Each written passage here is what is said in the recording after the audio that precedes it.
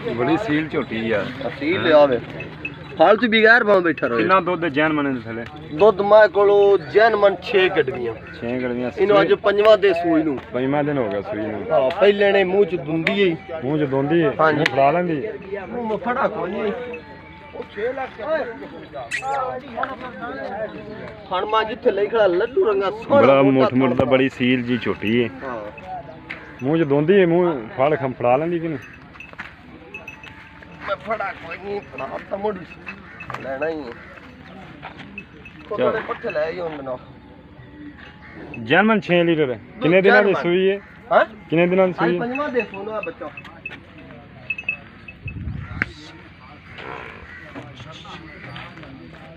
5 दिन हो गए सूई में 6 लीटर दूध झोटी पहला दोंदी है मुंह तो जी